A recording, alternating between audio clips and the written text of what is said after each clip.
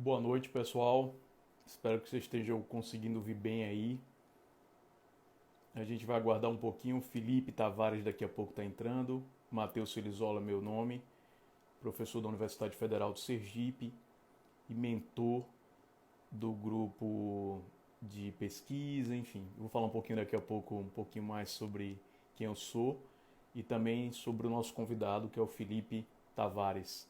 Queria só que alguém que já esteja aí presente na live, se pudesse dar um ok só para ver se vocês estão conseguindo ouvir, que é sempre uma dúvida que a gente fica quando inicia. Ok, José, valeu, Sara também entrou, José Famig, obrigado, José, legal que você está aí ouvindo a gente aí, se vendo também, né, claro, no Instagram. Eu vou aguardar um pouco o Felipe entrar, mas eu vou começar a falar um pouquinho sobre o nosso tema de hoje, enquanto ele está chegando aí. Ele me falou que estava vivendo pela primeira vez, né, a experiência do de entrar ao vivo em uma live, né? E aí vai ser legal a gente ter a participação dele aqui. O Felipe já é um antigo conhecido da gente, tanto meu como do Centro de Empreendedorismo da Universidade Federal de Sergipe, né? Então, enquanto ele está chegando, eu vou falar um pouco sobre a proposta da gente hoje à noite. Depois eu me apresento, depois a gente apresenta o Felipe, tá? E aí a gente começa verdadeiramente a falar um pouco sobre o tema, tá bom? Então, na verdade, o que a gente está discutindo aqui, ou o que a gente espera discutir aqui hoje, é a transformação digital, tá? Nesse momento que é um momento crucial para a história, digamos, da humanidade, né? E também das organizações, sejam elas startups, né? Empresas disruptivas, sejam elas instituições que de alguma maneira dialoguem com o universo daquilo que a gente chama de modelos de negócios convencionais, né? Então, nesse processo que a gente chama de transformação digital, o que eu e o Felipe vamos conversar hoje, a gente acertou um pouco sobre isso há pouco tempo atrás, foi a gente tentar entender quais são as estratégias, quais são as possibilidades que um empreendedor nesse momento, o Fábio está entrando, Viver Mais também, Célia, legal pessoal que vocês estejam aqui, fico feliz que tanta gente esteja ouvindo a gente aí, vendo a gente aqui hoje, né, nesse canal no Instagram, nessa mais uma live do Centro de Empreendedorismo da Universidade Federal de Sergipe, a proposta do Centro de Empreendedorismo, né, eu estou dentro da órbita de comunicação, junto com uma equipe aí super interessante de alunos, de professores que participam junto com a gente dessa tentativa de aproximar mais o empreendedorismo das universidades públicas, né? No nosso caso específico, da Universidade Federal de Sergipe, tá? Eu vou ver se eu consigo chamar o Felipe, que eu não estou vendo ele entrando aqui, nem com o perfil dele pessoal, nem com o Bytes Fritos, né, que é a empresa dele. Não sei se eu vou conseguir chamá-lo aqui. Eu até peço que se alguém da equipe puder, dá uma ligadinha aí pro telefone dele. Ah, o Felipe Tavares entrou. Ele está entrando aí. Eu acho que ele vai me chamar. Chegou, legal. Deixa eu transmitir ao vivo agora. Vamos ver se acho que ele consegue. E aí a gente começa, na verdade, como a gente tinha pensado anteriormente. Opa, Legal, Felipe. tudo bom? Tudo ótimo. Me ouve bem, Felipe? Sim, tranquilamente, Que tranquilamente. legal, que legal.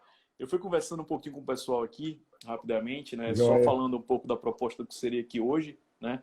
Agora sim vamos conversar, né? Bom, antes de mais nada, eu vou me apresentar, depois o Felipe se apresenta e depois a gente apresenta a nossa discussão de hoje, tá? Então, a proposta é que eu e o Felipe hoje a gente vai discutir um pouco sobre essa transformação digital, né, e estratégia de comunicação. Eu sou Matheus, né, Matheus Filizola, professor da Universidade Federal do Sergipe, né, mentor do Centro de Empreendedorismo. Eu estou atuando lá no centro mais na parte de comunicação, né? Eu já venho fazendo algumas pesquisas sobre empreendedorismo e inovação já há alguns anos aqui no Brasil, mapeando ambientes de inovação, mas também mapeando modelos convencionais de negócios, né? E eu fiz isso no meu pós-doutorado, fazendo uma análise do Rio Grande do Sul, onde eu comparei o Rio Grande do Sul com o Sergipe, né? No que a gente chama de Brasil profundo. Então eu fui nas profundezas do Brasil, nas cidades do interior, pequenas cidades do interior, tanto o Rio Grande do Sul como aqui de Sergipe, fui fazendo traços comparativos, né? E também tem uma pesquisa relacionada a startups. Paralelo a isso, eu faço um trabalho também de consultoria, né? O Sebrae é um dos nossos grandes parceiros, tanto do núcleo, lá do nosso grupo de pesquisa, que é o LEI, como também do Centro de Empreendedorismo. E lá no Sebrae eu também tive a oportunidade de discutir muito no processo de pré-aceleração.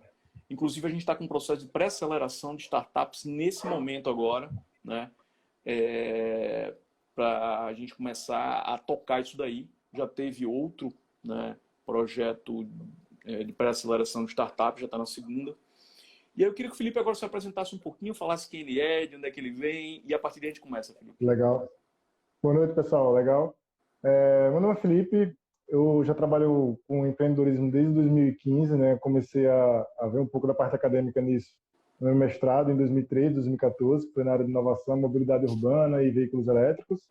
Desde 2015 eu comecei a trabalhar em paralelo com a criação de uma startup, ainda muito incipiente, totalmente amador.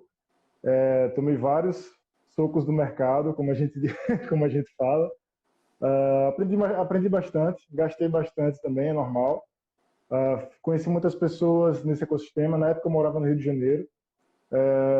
Depois comecei a me encantar por esse ramo, né? Tanto que chegou um momento que era a hora do agora vamos, agora ou nunca, pedir demissão para empreender. E nessa época eu já estava no meu terceiro negócio, na verdade, né? Quando eu já estava pedindo demissão. E aí esse negócio era do bora para valer, agora tem que dar certo, porque eu não tenho mais salário fixo.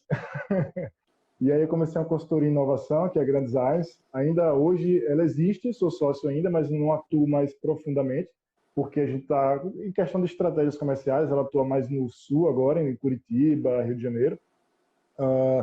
Também fundei a Bytes Fritos, adentrei nesse ramo de tecnologia de software, não vou dizer por acidente, mas por necessidade. Como eu já tinha uma certa facilidade com programação e precisava ganhar dinheiro, surgiu uma oportunidade de trabalhar em projeto e a gente começou e assim juntou um pouco do conhecimento que eu tinha com experiência do usuário, design thinking, inovação, com o meu outro antigo sócio que trabalhava com a parte de tecnologia, e a gente começou a atender os clientes juntando essas duas visões, e os clientes começaram a gostar cada vez mais, até que o negócio começou a virar sério, né? Começou um pouco como um negócio não formal, apenas para levantar algum dinheiro, mas depois a gente já criou o CNPJ e estamos até hoje, né?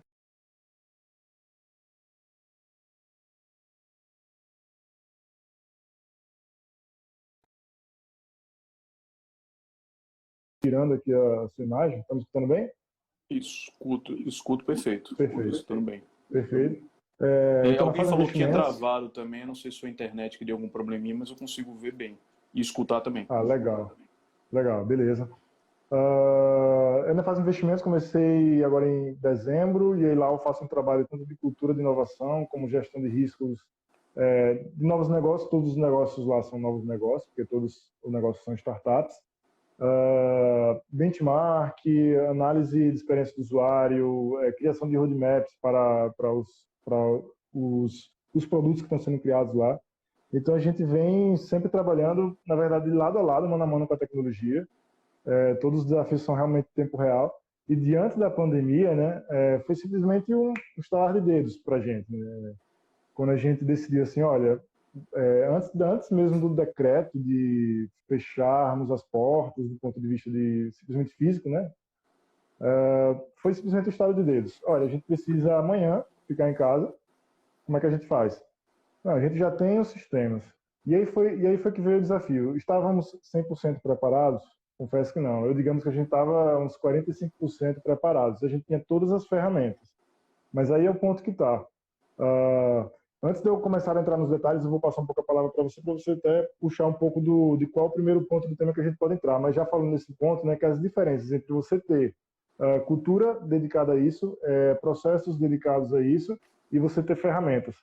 Uma coisa não anda sem a outra. Então a gente tinha todas as ferramentas imagináveis que se possa pensar, tanto de segurança, para quem tivesse em casa conectar com o servidor físico de lá, para que a gente conseguisse obter todos os recursos de firewall de lá, ferramentas para conversa, ferramentas para videoconferência, a gente tinha tudo. Porém, nem todo o processo estava desenhado. Então, no início, teve, digamos, batidas de joelho em uma quina em outra, mas a gente foi indo. Então, eu vou passar um pouco da palavra agora, dar um intervalo, né, até para o pessoal começar a lançar algumas questões, se for o caso, e até para o Matheus também já direcionar o primeiro ponto do tema. Legal, muito bom. O seu preâmbulo aí já foi bem interessante, porque é basicamente o que a gente vai pensar aqui hoje, né? Porque quando você fala transformação digital, a gente está pensando aí em uma transformação digital, como você mesmo disse, né? Para empresas que já são empresas que têm essa visão digital, né? Elas já são digitais, e tem empresas que tiveram que fazer a transformação digital em um piscar de olhos devido à pandemia, né? Então a gente tem modelos de negócio, são modelos de negócio extremamente convencionais que são obrigados a, de alguma maneira, para sobreviver, né? Os índices de sobrevivência das empresas no Brasil nunca foram maravilhosos, né? Você já contou alguns dados aí. Se a gente for pegar, né, a mortalidade de empresas no Brasil, ela sempre foi muito alta, né? E a gente sempre tem que pensar que a gente está falando aqui de empresas, mas está falando também de projetos sociais, enfim. É muito difícil empreender no Brasil, né? E agora a gente tem um momento que é um momento crucial da história da humanidade. A economia internacional ela tem problemas, a economia brasileira não é diferente, né? E aí eu queria que a gente começasse a pensar um pouco nisso, né? A empresa que já tem uma mentalidade digital, quais são os desafios? E aquela que não era digital, quais são os desafios? A gente pode começar a dialogar por aí. Legal. Matheus, até pedir para você, tem até um recurso que você pode usar aqui, colocar o tema e fixar a mensagem. Acho que é só você consegue fixar, porque aí todo mundo que entrar já vai ver o tema Sim, eu vou tentar jogar na aqui. tela. Beleza.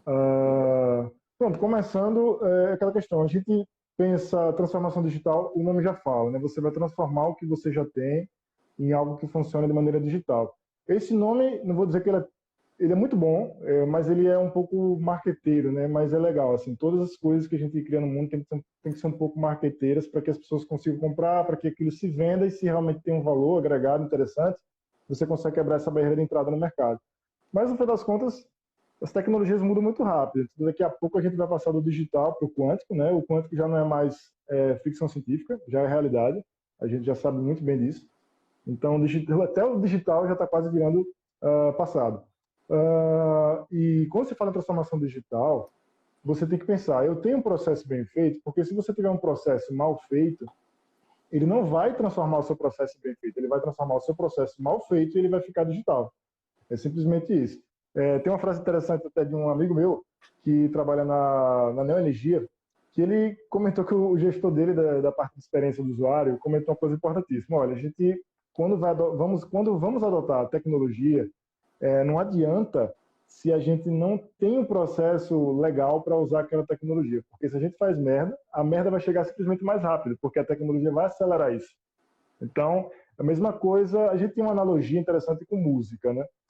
Para quem é músico sabe muito bem que você ter um violão, vamos dizer assim, um cachimba comparado com um Giannini, se você é um amador, a diferença é simplesmente nenhuma. É nenhuma. Então não adianta você ter ferramenta. Para o nosso mundo é a mesma coisa. E o pensamento para organizações não governamentais e instituições sociais, elas precisam ter o princípio básico bem estabelecido, bem sólido. Que é simplesmente como é que você organiza a sua empresa, como é que você pensa em relação aos seus insumos, suas saídas, como você trata os seus colaboradores do ponto de vista organizacional, não estou falando de tratar em questão de comportamental. Se você não tem isso bem definido, não adianta muito. O dever de casa da empresa é o mesmo de uma organização não governamental, uma instituição social, é o mesmo. Porque, de toda forma, mesmo sendo uma organização não governamental, por definição, você simplesmente não está distribuindo esses lucros, mas você gera, sim, finanças. Então, você tem que saber tratar isso, porque tem uma coisa que eu aprendi até no Empretec, que é o programa do Sebrae, com o nosso professor aí, Rafael Galvão, da Gilus Propaganda, ele sempre comentou nas aulas, o dinheiro ele não dá segunda chance. Então, se você erra com o dinheiro, não vai ter, você vai ter que pagar as contas, não adianta.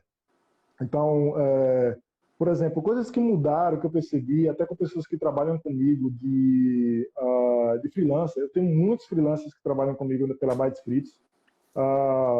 Alguns deles podem até estar online, que eu convidei alguns.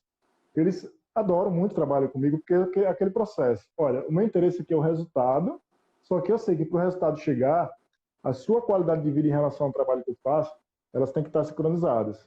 Então não adianta muito eu passar coisas impossíveis para eles fazerem, não adianta eu acertar um prazo com o cliente sem antes conversar com eles, isso ocorre muito.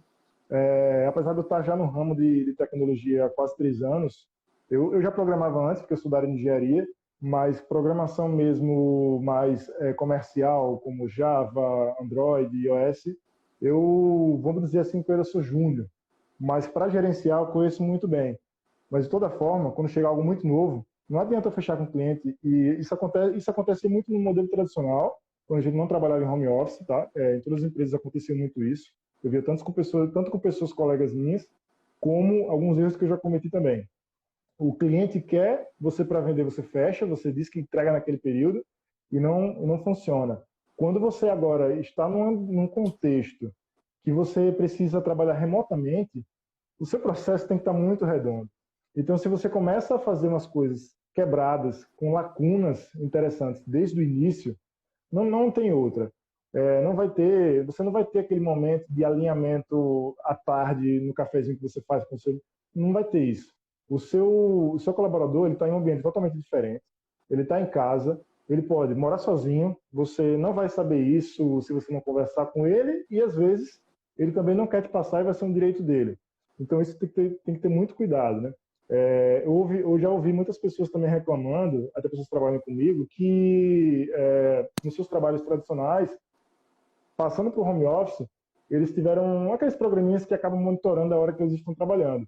E eu acabei aproveitando para questionar, mas e aí, como é que está a produtividade nesse sentido? Eles mesmos explicaram, olha, realmente, eu consigo ficar realmente 8 horas exatas de frente para o computador. Mas eu estou conseguindo trabalhar muito menos, porque eles ficam preocupados, né? No momento que eu saio do computador, esse programinha ele já rastreia, então é como se eu estivesse perdendo a minha hora de trabalho, que eu não posso perder. Então, cada pessoa tem os seus mecanismos e o contexto é totalmente diferente. Essa transformação digital que muitas empresas foram empurradas a fazer, precisa ter bastante cuidado justamente nesse sentido. Não é simplesmente empurrar a ferramenta para as pessoas utilizarem. É preciso ter uma cultura, ter um processo. Muitos gestores agora estão muito loucos com toda essa situação, tanto como colaboradores também, porque não estão sabendo como lidar. O estresse realmente aumentou. Eu mesmo já trabalhava em home office de 2017 até novembro de 2018. Eu trabalhava home office, então 1 ano e 4 meses. E depois comecei a trabalhar em coworks, e depois comecei a trabalhar prestando serviços em loco para empresas. Porém, quando eu voltei para o home office, mesmo tendo tido essa experiência, foi muito difícil no início. A minha organização foi tão prejudicada, mesmo tendo essa experiência, que eu comecei a trabalhar, acho que umas 3 vezes mais. Então, o que eu conseguia terminar às 6h30 da noite, chegar em casa e ler meus livros, desde o início da pandemia até agora, eu estou começando a retomar essa minha produtividade agora. E olha que eu já tenho experiência. Então, não é algo simples. Os colaboradores, a gente sabe também que eles geralmente não têm uma mentalidade muito de liderança. Então, isso precisa ser treinado. O empreendedor que está sentindo na pele agora a falta de aperfeiçoamento de seus colaboradores do ponto de vista de liderança, agora eles estão sentindo na pele como isso faz falta, porque os colaboradores que antes estavam acostumados a ser boca de forno são trabalhadores excelentes, que fazem realmente trabalhos excepcionais, mas de forma comandada, agora eles estão precisando aprender a liderar o próprio horário, a organizar as próprias coisas, a organizar a própria casa. Eu, por exemplo, moro aqui com minha esposa, a gente precisa reorganizar nosso tempo. A minha esposa ela já é freelancer, já faz mais de 2 anos, ela realmente já trabalhava remoto, mas agora que tem 2 pessoas em casa, a gente precisa organizar qual o horário de cada coisa, como é que vai funcionar o recebimento de encomendas, como é que vai funcionar tudo isso. Tudo isso precisa ser ajustado e conversado. Na verdade, precisa ter até uma frequência de alinhamento de como está indo o home office, periodicamente com os colaboradores, para sempre mapeando e calibrando o que está ocorrendo. Se for preciso também um auxílio de um consultor, um mentor para esse tipo de trabalho, também é bastante aconselhável. Essa questão que você está levantando, né, do home office, né, e você traz um exemplo importante aí da sua esposa, né, ela já vem de uma vivência de 2 anos, assim, presenciando todas essas relações, né, entre projetos remotos, né, a necessidade de criar uma dinâmica individual, né, de comprometimento de metas e de conseguir dentro do seu home office agir, né? Aí eu vejo a dificuldade, e aí a gente vai lendo várias coisas por aí, né? Eu tenho eu gosto muito dessa questão de produtividade e de organização, até conversei com você ontem sobre isso, né? Eu sigo alguns métodos, tento criar uma metodologia própria, enfim. E a partir daí eu começo a perceber assim, é como você falou, né? As horas, e aí a gente começa a se questionar o tempo verdadeiramente de produtividade, né? Outra coisa que eu também acho que é uma questão a se chamar. Tempo de produtividade, o tema é esse agora, né? Produtividade que a gente está conversando.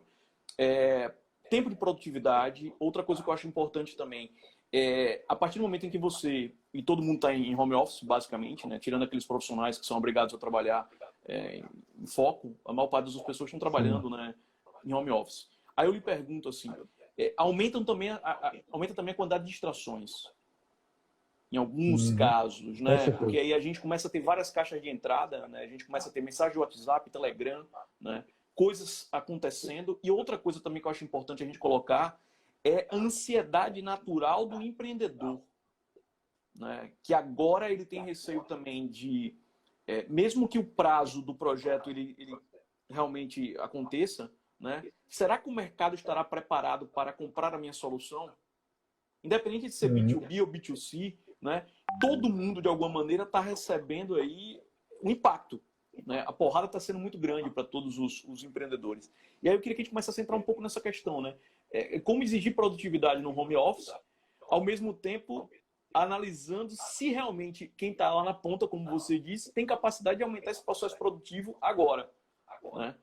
Que é uma questão também que a gente tem que pensar. E aí eu fico me perguntando a todo momento, né, assim, imagine você, a empresa que não tinha esses processos bem definidos, né, que é uma empresa, vamos dizer assim, que o remoto está muito longe da realidade dela, como é que ela age num momento como esse, né? Primeiro, até pegando um ponto assim, de empresas que não estavam acostumadas com esse ambiente tecnológico, é muito importante que ela pare e veja quais são as ferramentas. Existem muitas ferramentas gratuitas para serem utilizadas, que quando eles começarem a usar essas ferramentas, as versões gratuitas deles são muito generosas, do ponto de vista de dá para usar bastante tempo, dá para usar com bastante gente.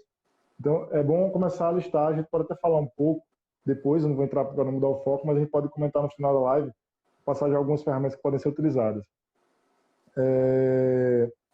Sobre produtividade, a mudança de contexto, ela tem que ser levada em conta. As pessoas trabalham diferente. Por exemplo, eu, em determinadas épocas, principalmente quando eu era júnior, até no ramo de engenharia mesmo, eu precisava ter muito contato para poder perguntar coisas para os meus gestores, para os meus colegas mais experientes. O momento era outro, totalmente físico. Então, isso era facilmente superado. Tá? Eu conseguia entregar meu trabalho, eu conseguia atingir as metas. Agora, vamos pensar se naquele momento tivesse ocorrido uma pandemia dessa. Como é que eu ia fazer para ter a mesma produtividade que eu tinha em um contexto desse de como é que eu vou falar toda hora, qual momento que eu vou interromper o meu colega, o meu gestor, por exemplo, qual momento que eu vou conseguir falar com o meu amigo e chamar uma videoconferência de repente, como é que eu vou fazer isso num ambiente remoto? Tudo isso precisa ser acertado.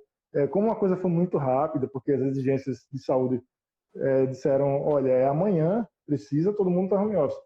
Então, não dá para esperar do colaborador que ele sozinho atinja isso. O colaborador que era excelente, muitos gestores agora devem estar sentindo isso, a Maria, João, nossa, já tem um mês de pandemia, um mês e meio. De pandemia não, desculpa, de Isolamento, né? De isolamento, né? Pelo menos aqui em Aracaju tem um mês e meio. Então já dá para ter algumas métricas, né? Então, Maria e João entregava bem, o que está acontecendo? Será que está brincando em casa? Então, aí que tem que se pensar. O estresse da pessoa de estar isolada. Tem pessoas, até conheço pessoas que, por exemplo, não podem visitar os parentes, era muito apegada à mãe, apesar de não morar no mesmo local. Parece ser bobagem, mas isso influencia diretamente. Então, é preciso criar mecanismos para que isso seja ajustado e a produtividade seja pelo menos mantida ou até aumentada. Eu tenho até um case interessante que eu fiz com um parceiro meu, que é o Claudio Mecenas, não sei se ele está nos vendo agora aí. A gente já trabalhava remotamente antes da pandemia, e diante da pandemia, tanto eu quanto ele, a gente se viu desesperado. Né? Teve, como você falou, tiveram quebras de contratos mesmo. Por exemplo, foram mais de 60 mil, não por ralo, mas que era de contratos assinados, mas os contratos, né, os contratos pelo menos que são redondos, eles têm cláusulas de caso fortuito. E a pandemia é um caso fortuito. Então os contratos foram cancelados com a Vice Fritz por direito do cliente. Não tinha o que fazer. Então, e aí, eu me vi desesperado. Então, a gente pensando em produtos novos, a gente elaborou um processo de Design Thinking Express, por exemplo. O que é Design Thinking para quem não conhece? É uma forma de você estudar um problema que está acontecendo e começar a gerar soluções que possam servir para aquele contexto para você vender mesmo, tá? Olha aí, Cláudio, chegou, tá aí nas mensagens. E aí a gente começou a elaborar essas ideias, começamos a fazer uns brainstorms, começamos a estudar um pouco as personas, ler notícias para ver o que o pessoal estava pensando, e a gente identificou, por exemplo, um gargalo que era meio óbvio, mas que assim, as empresas que vendem fisicamente, como varejo, pequenas lojinhas, elas vão fechar. Então as quedas delas vão cair. Vão cair ou vão estagnar simplesmente. Então elas precisam de um apoio online. Então a gente pensou, mas existe Instagram e WhatsApp. Conversamos com algumas pessoas que usam essas ferramentas e aí vem a questão de transformação. As empresas adotaram o WhatsApp e o Instagram, mas se a gente for pegar alguns colaboradores, eu acho que pode ter até alguns aí que estão online com a gente, que trabalham em empresas que começaram a trabalhar com venda e varejo usando o WhatsApp e o Instagram, a sobrecarga aumentou absurdo. Então, uma coisa que você terminava o seu trabalho às 5 da tarde, você, nossa, eu vendi muito hoje. Agora com o Instagram, WhatsApp, a pegada é totalmente outra. Você tem pedidos, por exemplo, 5 ou 4 pedidos ao mesmo tempo, né, que antes você conseguia atender rapidamente, e você não consegue dar conta, não tem como você sair digitando tudo isso. Tá? Então é preciso começar a construir outros processos, construir outras técnicas, outros métodos. E aí o que você falou, você às vezes pensa alguns métodos próprios, né, que você falou até que você às vezes cria para poder melhorar a produtividade. E aí que entra, cada contexto é um contexto. Do mesmo jeito que essas empresas antes tinham resultados excelentes, porque eles tinham método, eles têm que parar para pensar assim, eu tinha um método que eu trabalhava porque realmente eu pensei e estruturei esse método diante de um contexto que eu tinha. Então, tudo foi base ou de experiência, ou de teoria, ou de ambos. Mas agora a coisa mudou. Eu preciso refazer o trabalho e não continuar fazendo a mesma coisa de antes. Porque senão, obviamente, que eu vou jogar com a sorte. Eu posso ter resultados maiores, se a sorte estiver muito do seu lado, que é mais difícil, se aquele seu método, por milagre, vai funcionar bem na pandemia, mas pode acontecer. Sim. Agora, o mais provável é que o seu método não funcione muito bem. Então, por exemplo, tem a questão de produtividade, isso que eu até estava trabalhando com o Cláudio, quando a gente gerou, a nossa produtividade, com esse processo de pandemia, aumentou absurdamente. Aumentou absurdamente que a gente começou a sentar e ver qual vai ser o método que a gente vai botar agora aqui. A gente pode citar vários. Temos o PDCA, que é um princípio bem forte para muitas áreas. Temos o Scrum, temos Cascata, temos vários. Qual é o melhor? Algumas pessoas podem até dizer, o Scrum é melhor porque é mais moderno, mas isso não existe, né? Cada coisa se adapta ao contexto onde ele tem que funcionar melhor. Então, no nosso caso mesmo comigo e com o Cláudio, a gente faz um bem bolado. Então, é o que se adapta melhor a gente. São apenas 2 pessoas, mas a gente tem que parar para pensar que se você ir do básico, você consegue se adaptar. Eu tenho uma frente de trabalho com o Cláudio, que eu uso bem bolado entre Kanban, né, junto com o Scrum, e um pouco de Cascata, até porque a gente precisa dar um pouco de Cascata junto com os nossos clientes. Cascata, para quem não sabe, é bom até dar sempre um overview básico, assim, quando você gera uma pilha de tarefas, né, e que você tem um entregável no final, e que você só tem a intermediação, ou seja, o feedback do cliente ou do seu cliente interno, quando acaba essa cascata toda. Aí depois você passa para a próxima cascata. Já o Scrum é diferente, que você vai tendo as interações de forma mais rápida, tá? E nessas entregas, só desculpa interromper, já que a gente está falando disso aí, claro. Você está falando de Scrum, está falando de entregas, quais seriam as ferramentas que você alcançou no Trello, enfim, vamos falar um pouquinho dessa daí. Pronto.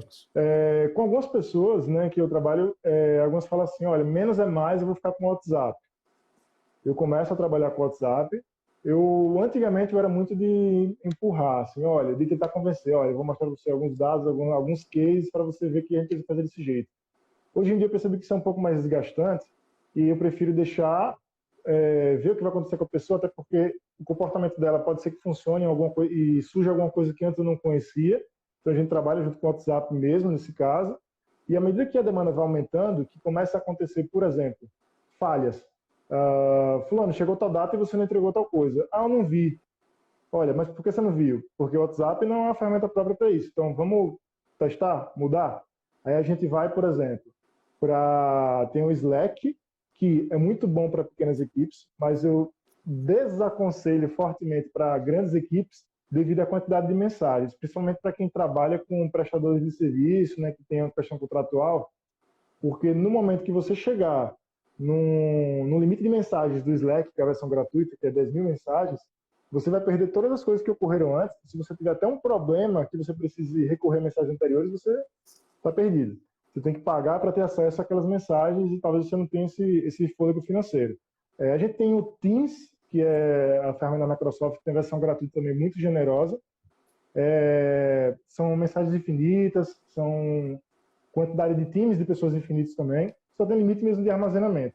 Temos o Shanty, vou até escrever aqui, que é mais fácil de se atrapalhar. Esse nome não é muito conhecido. O Shanty, que é também a ferramenta de comunicação, é bastante interessante, a interface dela ela também é bem generosa, tem infinitas mensagens e assim por diante. Então, todas essas ferramentas podem ser usadas para esse sentido. O próprio Microsoft Teams e o Shanty, você consegue criar tarefas. Então, para quem quer pular do WhatsApp e que está fugindo do Trello, ou por opção própria, porque o próprio parceiro não gosta, o Shanty é uma boa opção. O Teams também é uma boa opção, porque lá dentro dele mesmo, você consegue gerar as tarefinhas e não vai ser uma ferramenta a mais para aquela pessoa reclamar. Tá? Aí agora a gente vai para o Trello. Para a questão do Scrum, o Trello é perfeito. Dá para trabalhar muito bem. A gente tem outras ferramentas que são um pouco mais robustas, então eu aconselho mais para quem trabalha, por exemplo, com desenvolvimento de software ou com consultorias que precisam trocar muitas mensagens um com o outro. O Trello já não vai ser muito bom, porque a parte de mensagens dele, ela não tem aquele mecanismo do WhatsApp, por exemplo, de você puxar de onde foi aquela mensagem. Então você tem que rolar e ir encontrando, isso causa um pouco de perda de produtividade. Então outra ferramenta para substituir isso seria o Asana, por exemplo. O Asana também tem versão gratuita, dá para se trabalhar muito bem e ele tem o quadro de Kanban tranquilo para você mexer também. Essas são as principais ferramentas. Temos outras, temos o Jira, que é mais para desenvolvedor. Mas tudo isso é aquilo que eu falei. Primeiro, tente, a brincadeira que eu sempre comento, veja se o seu processo funciona no papel higiênico. Depois você passa para a Ferrari. Porque se o seu processo não está bem feito, qualquer ferramenta não vai funcionar bem. Ou então você começa com uma ferramenta, se você estiver também muito empolgado, quer começar, ou está precisando disso para o time, porque o pessoal já está cansado das coisas antigas, comece com uma ferramenta que tem menos recurso, que vai ficar mais fácil de você analisar.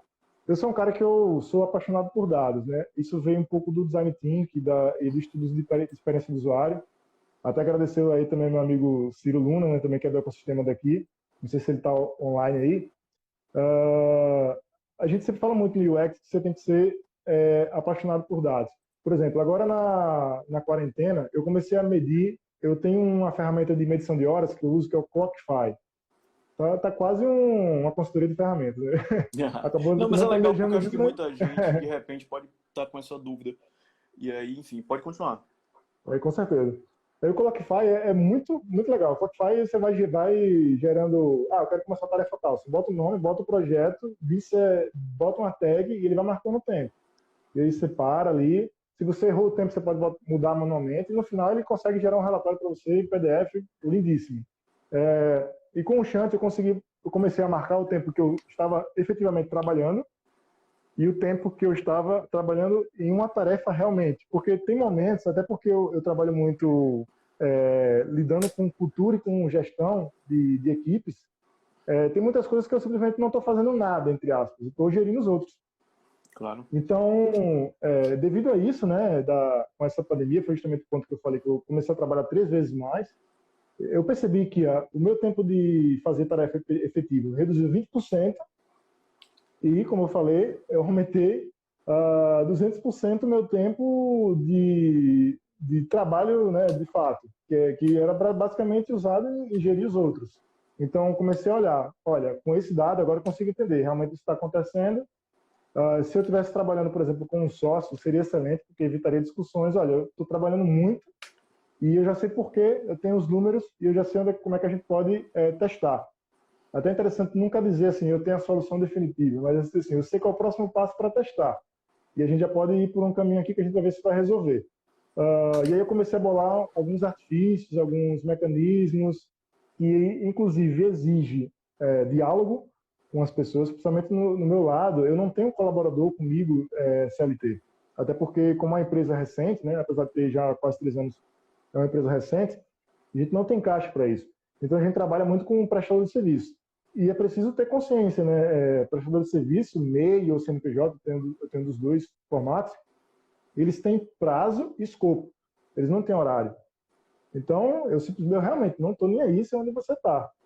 Agora, eu tenho pontos durante o processo que eu preciso conversar com você. Como é que está indo? E até isso eu tenho um processo, até para isso eu tenho um roteiro, uma agenda que eu tenho que seguir, que é um checklist, que eu consigo saber o que o cara fez no período anterior, o que é que o cara vai fazer no próximo período, dependendo da quantidade de reuniões diárias que você tem. Digamos, se é reunião diária a cada 2 dias, então, o que é que ele vai fazer daqui a 2 dias? Quais são as dificuldades que ele está tendo para conseguir atuar? Então, acho que é a melhor forma de trabalhar com o pessoal remoto, talvez até adotar, até falar assim, não é uma solução definitiva, mas é um teste interessante a ser feito pelos gestores, de por que não tentar adotar o que muitas empresas já faziam com prestadores de serviços externos, com seus colaboradores agora. Porque aí a gente vai ter digamos, não vai precisar ter uma reinvenção de roda, muita coisa já foi estabelecida, muita coisa já foi errada e aprendida, até na própria empresa, aprendizados internos, e vão poder ser aplicados. No meu caso, foi excelentíssimo porque eu já usava esse mecanismo. Então, aí voltando a um ponto, né? Até para não fugir tanto do foco. Teve o diálogo com todos eles, tive que sentar com eles, entender como é que está a sua vida nessa quarentena, o que está acontecendo. Então, a partir desse panorama, claro, sempre abrindo espaço para que ele fale apenas o que ele achar que precisa falar, a gente tem que ter sempre cuidado com isso também.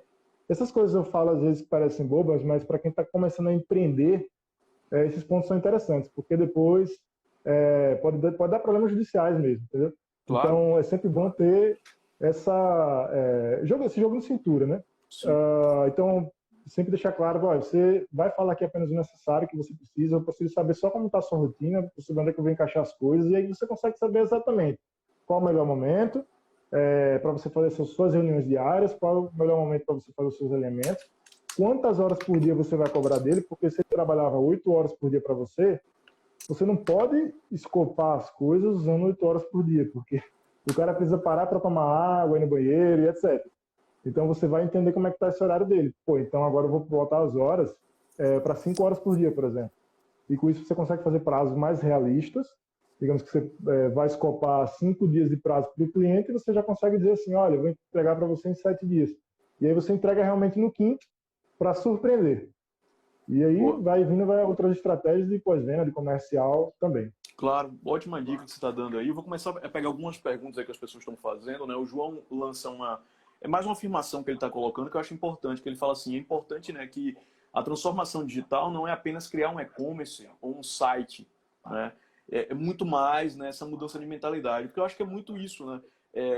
E aí também tem a busca por plataformas de vendas, né, que é outra questão importante. Monto a minha própria loja virtual ou entro dentro de uma plataforma de vendas, enfim. Aí a gente tem várias, né, que são aí referências, o iFood é uma delas, né? E aí o empreendedor também fica na dúvida, eu vou pagar aquela porcentagem de 25%, financeiramente é viável ou não? Aí entra em outra questão que você começou a colocar aí, que eu também fiquei me perguntando, né? Quando a gente começa a produzir mais, porque a gente começa a ter mais pedidos, né? Mas será que essa análise de custo fixo, custo variável, despesa variável, está tudo bem organizado, né? As finanças estão organizadas, né? Será que eu estou precificando de forma correta? Eu me pergunto muito isso, né? E essa dificuldade, eu acho que quem vem de um produto que é um produto não digital, essa dificuldade é maior, né? Porque muitas vezes a pessoa não tem essa capacidade de entender que a partir da mudança do fluxo, né? E agora com entrega, vai ter uma nova precificação, possivelmente, né? Eu queria que você falasse um pouco disso aí também, enquanto eu vou vendo aqui outras perguntas que as pessoas foram fazendo. Lembrando o pessoal todo aí, né, que nosso foco aqui é transformação digital, né? E a gente começou realmente às 7 horas, então às 8 horas, então isso. 9 horas vai cancelar, né? Então a gente tem que ser rápido, aí quem quiser pergunta pode ir fazendo. Vamos lá. 8h40, então 20 minutos. Perfeito. Então, eu vou usar aqui até o case que eu estou fazendo com o Cláudio, que a gente está conversando com muitos clientes, porque a gente está vendendo justamente uma loja online, né? Porque, é como eu falei para você, a gente viu, olha, com essa pandemia, onde é que o bicho vai pegar? Então, a gente pegou essa dor para lojistas e tal, então vamos fazer uma loja online. Só que a gente tem um diferencial. Então, qual foi o diferencial que a gente construiu? Rapidez, em 2 dias a gente entrega, e tem outras questões. A pessoa não precisa pagar mensalmente, a pessoa não precisa se preocupar com suporte, e aí a gente errou algumas coisas que a gente ainda está ajustando até, que é normal. Um dos principais erros entra nesse ponto que você comentou. Quando a gente explica para as pessoas, você não vai precisar de suporte, só falta ela chegar para a gente dizer assim, cara, você é um charlatão na cara dura, né? Porque como eu não vou precisar de suporte?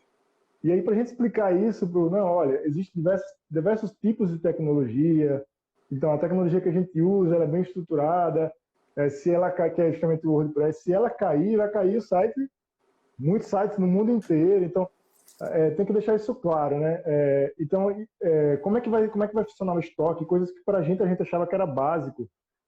As pessoas perguntam, mas tá, eu vou ter o site, mas e o estoque? Como é que o meu cliente vai saber quando o estoque estiver acabando?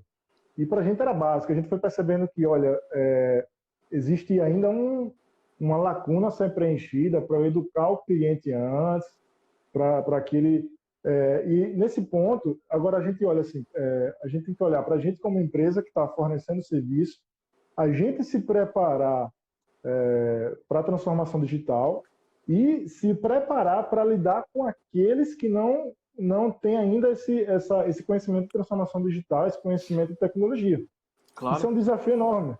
Isso é um desafio enorme, porque eles, do lado deles, obviamente, eles estão preocupados com isso. Está todo mundo diante, como a gente fala, com água geladíssima, batendo na bunda, né, com necessidade de se transformar, com necessidade de se adaptar a essa pandemia. Então, ninguém está parado. Quem parou vai morrer, ou já morreu. Então, o seu cliente também está tentando se modificar. Mas ele tem um processo a ser alcançado, né? E quando a gente encontra essas pessoas de e-commerce, muitas delas se veem, digamos, desesperadas em não saber como funcionam as coisas. Por exemplo, a gente que fala, nossa, eu não sabia que tinha tanto serviço de entrega. Nossa, eu nem sabia que existia como fazer pagamento pela internet sem maquininha. Eu escutei isso já durante esses dias. Normal. A gente tem que ir educando esses clientes. E aí, como é que você vai se dizer que você é uma empresa que tem uma transformação digital excelente, se devido à falta de transformação digital do seu cliente, você não consegue vender? É uma coisa contraditória. Então, a transformação digital tem que ser de dentro e chegar até o último ponto da cadeia. Não é que você vai ter que ensinar o seu cliente. Você vai ter que preparar o seu processo para vencer esses gargalos que existem justamente do fato deles não estarem preparados. Porque senão você não vende. Se esse é o seu público-alvo, você não vende. Se o seu público-alvo já está acostumado a lidar com tecnologia, tudo bem. Isso é um outro problema. Então, eu acho que isso talvez responda já um pouco esse questionamento. A gente pode partir para outra questão também que eu estou vendo, né, que tanto o Jader coloca isso e outras pessoas, a Thaís também coloca, né, a questão assim, de que os líderes eles tinham uma plena noção de que conseguiam dominar o seu negócio. E agora essa noção parece que perdeu, né? Não se tem mais a noção exata do seu negócio porque, enfim, eles não estavam preparados, né? Esse é um desafio que eu acho tremendo, realmente, né? Modelos de negócio, por exemplo, já é uma pessoa da área de escolas, né? Da educação. A educação teve que se modificar em segundos, né? E eu vejo os comentários das pessoas dizendo assim, olha, no segundo semestre, algumas escolas vão ter que entregar o EAD, ou seja, o EAD não era a realidade delas até aquele momento, né? E de repente elas têm que entregar em dias, né? A sensação que eu tenho é como se fosse assim, um editor maluco do tempo. Ele chegou assim e deu um corte e falou assim, olha, eu vou diminuir o prazo e vou fazer com que vocês se virem rapidamente.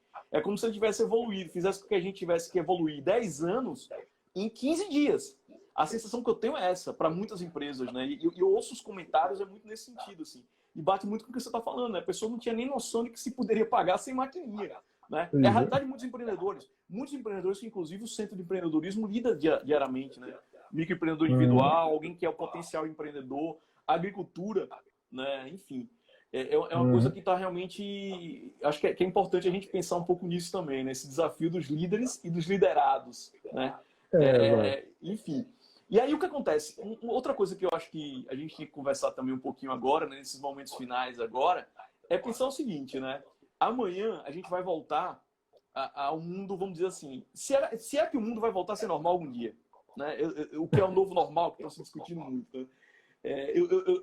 Eu tô fascinado com o documentário. Eu falei ontem numa live que eu participei, quero dizer para todo mundo, quem puder assista, quanto tempo o tempo tem. Vocês têm que assistir esse... Tá no muito legal, Netflix. é uma boa né? pedida. Cara, dê uma lida, porque veja esse documentário, porque é fundamental, porque ele começa a discutir assim, que tempo nós estaremos a partir daqui uma semana, né? Daqui a um mês, quando as coisas voltarem, né? Que realidade é essa que nós viveremos? E quanto dessa experiência as empresas vão aprender e aprender também, né? É um desafio. O que é que você pensa disso daí? Como é que você vê o mundo? Vamos fazer um exercício de futurologia a partir de agora aqui, mano. Olha, quando você falou um ponto importante, as pessoas achavam que estavam preparadas. A gente tem que cair na real de que ninguém, nem o maior especialista do mundo, até desafio ele entrar na live se quiser, ninguém estava preparado. Porque isso é básico. É uma situação totalmente nova. A gente nunca teve a situação dessa. Ah, não, mas já teve peste negra. Sim, mas durante a peste negra era um outro contexto totalmente diferente. A gente não tinha nem Instagram, nem Facebook, nem nada. Agora é um contexto totalmente diferente. Então, a coisa precisa ser reestudada. Eu acho que é esse respeito que os gestores e os colaboradores também têm que ter com a situação atual. É a mesma coisa que o matemático fala. Respeita a matemática que você vai conseguir chegar no resultado. É a mesma coisa. Respeita o contexto, estude o que está acontecendo, estude quais são as novas variáveis, os novos parâmetros para que você consiga atender. Por exemplo, eu até vi algumas mensagens aí falando sobre está sendo muito difícil adaptar professores e coordenadores. Mas é claro, ninguém estava esperando por isso, e agora é esse desafio. O desafio não é só fazer com que a tecnologia funcione, por exemplo, vou implementar o EAD. A gente tem uma preocupação muito importante. Ok, o EAD está funcionando, apenas os alunos conseguirem acessar, criar organizados lá que vai ter que imputar todos esses conteúdos lá, isso vai ser também um pesadelo. Mas os alunos, como é que vai fazer? E para educar esses alunos a esse novo contexto? Os professores estão preparados? Será que não é interessante realmente fazer um workshop, até no formato diferente, para que esses professores saibam, pelo menos, os princípios básicos, para que eles consigam reduzir ao máximo a curva de aprendizado? Tudo isso tem que ser levado em conta. As variáveis são novas. Não adianta... É a mesma coisa que a gente fala quando a gente começou a falar de startup, né? Desde os anos 2004, 2005, quando Steve Blank começou a lançar esse termo. Startup é um novo negócio que não adianta você tentar gerir ele com a administração tradicional. Não estou falando que a administração tradicional é ruim. Pelo contrário, a administração tradicional, inclusive, é o que salva a startup quando ela cresce. Mas, quando ela está no início, a administração é outra, totalmente diferente. Então, foi preciso o pessoal respeitar a realidade, a natureza, porque Claro. A natureza não concordava com os cálculos. E aí, só fazendo uma observação que você está dizendo aí, né? Quando o Blank, né, ele fala que são instituições, novas empresas, dentro de um ambiente de extrema incerteza, parece que a realidade de todas as empresas é como se elas existissem, elas precisassem pensar em startup agora, né? Talvez quem esteja lançando tem que pensar nesse MVP, mesmo que seja um modelo tradicional de negócio, começar com custo baixo, né? E tentar ir validando esse modelo de negócio, pensar em startup. Eu não estou falando de ter um produto startup, nem ser um startup. Eu estou dizendo o pensamento startup, porque esse ambiente de extrema incerteza que o Blank fala é a nossa realidade hoje, para todas as empresas, para a padaria da esquina, né, para a pizzaria, todo mundo vive esse ambiente de extrema incerteza. Os dados, né? que a gente está recebendo esses dados a todo momento, eles indicam que em 30 dias uma boa parte das empresas vão acabar. Né? Quando você dá uma Com volta por certeza. Aracaju, É né? preocupante. É preocupante. Eu dei uma volta por Aracaju hoje cedo, claro, respeitando toda a quarentena, mas observando a quantidade de lojas e de aluguéis. Eu não sei como é que essas pessoas que trabalham com imóveis vão viver agora, entende? Ou talvez vão viver até melhor, não sei também. A gente não entende como é que vai ser, mas as galerias estão fechadas, as galerias estão todas para alugar, e agora? Né? Uhum. Que mundo a gente vai viver daqui a um mês? E aí, algumas pessoas estão pedindo, só para a gente terminar, assim, muitos professores dominam os conteúdos, têm dificuldade e tal, está se pedindo para colocar um pouco das ferramentas. Eu acho que nesse sentido você já falou bastante, a gente foi muito, você foi muito preciso em todas as ferramentas que você foi colocando, né? Você teria mais alguma dica final para dar para as pessoas? Enfim, eu não sei. A gente já está se encaminhando agora para o finalzinho. Olha, assim, como a gente não tem muito tempo, né, para falar muito, eu poderia falar várias ferramentas aqui. Olha, a internet vai ser o seu melhor amigo. Procure tanto usando o Google e uma outra ferramenta chamada DuckDuckGo. É simplesmente pato em inglês, patogol.com. Por quê? Porque ela não é tendenciosa. Então, se você procurar com o Google vai te apresentar aquilo que é baseado na sua navegação. Tá? Então, às vezes você acaba perdendo algumas ferramentas boas, principalmente as mais novas, porque as mais antigas pagaram mais caro para o Google. Eu não estou falando de anúncio, não. Porque às vezes a gente acha que apenas os anúncios são os pagos, mas os outros também são pagos. De forma direta, o Google vai monitorando o que você faz. E o DuckDuckGo não. Então, com isso, você consegue ter é como se você tivesse 2 jornais diferentes tendo notícia ali. Então, como a gente não tem tempo, o conselho que eu passo é esse. Testar vários termos, por exemplo, ferramentas para aulas online, ferramentas para organizar conteúdo para alunos. Deixa eu só pedir uma coisinha, me desculpe, só pedir uma coisinha. Tem muita gente pedindo claro. ferramenta, deixa eu só pedir. Se alguém conseguir aí do grupo digitar isso aí e jogar aí vai ser mais fácil. Porque se eu for digitar aqui agora, que estão pedindo assim, ferramentas, não sei o que você foi falando. Você falando Trello, tal. Se alguém puder aí, Edila, não sei se está alguém vamos lá, por favor.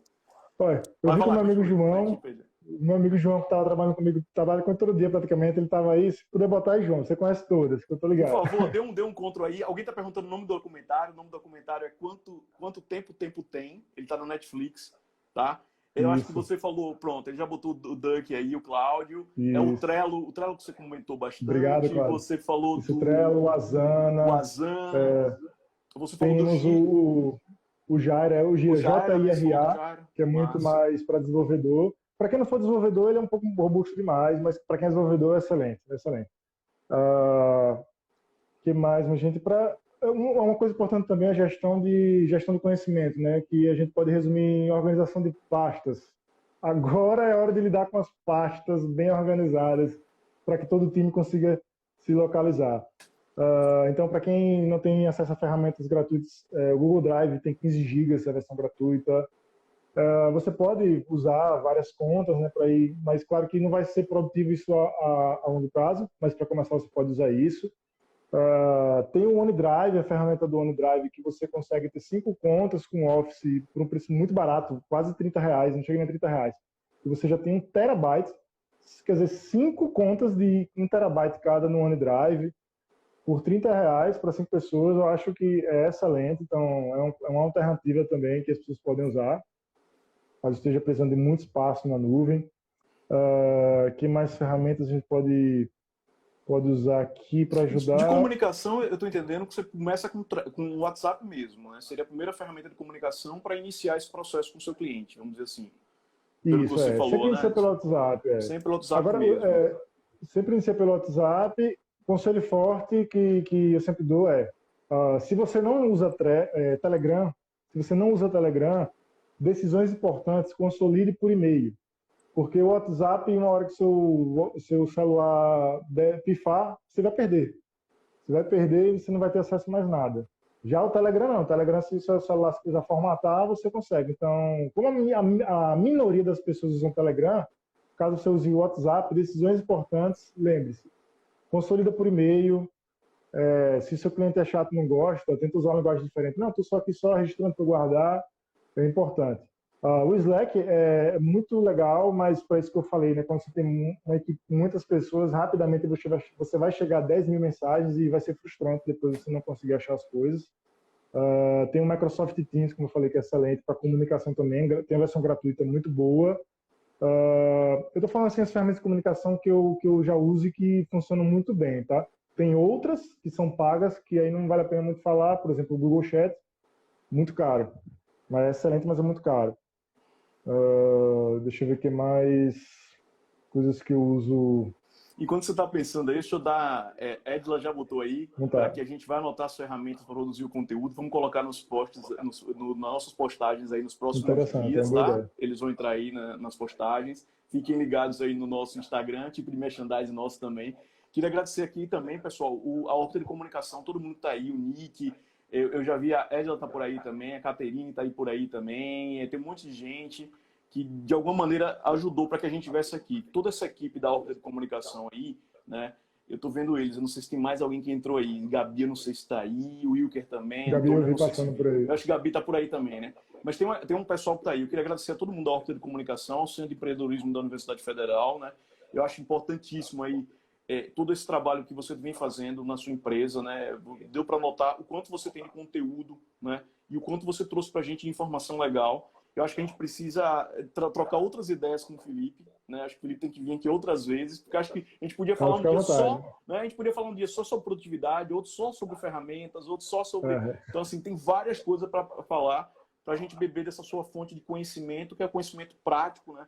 Que é muito o que as startups e qualquer tipo de empresa, né, necessitam, tá? Eu acho que a gente já vai fechando. Eu queria que você desse sua mensagem final aí pro pessoal e agradecer a todo mundo que participou aí da live. Então, pessoal, nesse momento agora, a hora é de testar, pessoal. Testar é importante. Por exemplo, estatísticas que a gente tem no Instagram, gente que, por exemplo, não conseguiu usar para o seu negócio o Instagram como ferramenta de venda, pode rasgar isso aí e testar novamente, tá? Porque tudo mudou agora. As pessoas estão no Instagram agora com outros objetivos, as pessoas estão no LinkedIn com outros objetivos e assim por diante. Então as coisas mudaram. Por exemplo, consultoria, eu dizia com todas as palavras. Instagram não se vende consultoria pelo Instagram, para entrar em contato, para marcar território, você não vai conseguir. Mas hoje em dia, não me atrevo a falar, as coisas mudaram. Mudaram totalmente. O comportamento das pessoas estão muito mais tempo em casa. Para quem vende produtos que não tem nada a ver com tecnologia, por exemplo, móveis, decoração, fiquem alerta, porque as pessoas agora estão em casa. Isso é um insight muito importante que o meu amigo Claudio Messias me deu. As pessoas estão em casa mais tempo, agora é a hora que ele vai olhar para o sofá dele e dizer: caraca, eu não percebi que esse sofá era péssimo, preciso comprar outro. Se você estiver fazendo bem a sua propaganda, você vai vender o seu sofá. E não tem nada a ver com tecnologia, tem a ver com testar. Teste continuamente, é a hora agora, porque plano de negócio, como o Matheus falou, até para padaria já não funciona mais. Não tem mais como você usar curva de projeção de faturamento, porque isso era fácil de achar até na internet. Nada funciona agora. Até quando a pandemia voltar, não se sabe como vai ser agora os novos fatores, as novas variáveis. Perfeito. Pessoal, obrigado aí pela participação, todo mundo aí. Sigam aí tanto o Felipe como o Centro de Empreendedorismo da Universidade Federal de Sergipe. A gente vai se despedindo de vocês. Alguém está perguntando quando é que vai ser a próxima live. Fiquem ligados aí. Faltam 2 minutinhos. Felipe, um abraço final aí que você dê para a galera Obrigado, e a gente vai se obrigado. Você despedindo. também. Tá bom? Pessoal, muito obrigado aí pela participação de vocês, pelas perguntas também. Eu peço desculpa de não ter respondido todas. É natural que a gente se passe mesmo nesse processo. Mas fiquem ligados aí que o Centro de Empreendedorismo está sempre mandando algumas informações e estamos sempre com lives legais aí que podem dialogar com vocês, tá bom? E para qualquer tipo de empreendedor, independente de ser da Universidade Federal ou não, esse espaço é um espaço importante de diálogo, né? Que o Centro de Empreendedorismo que é coordenado pelo professor Augusto, né? É bom sempre reforçar, ele é o mentor desse projeto todo, né? Caterine está aí também, é uma pessoa de muita grande força. cara. É uma grande pessoa, realmente. Viu? Pessoal, um abraço, boa noite a todos aí e a gente se encontra nas próximas semanas. Valeu, Felipe. Valeu.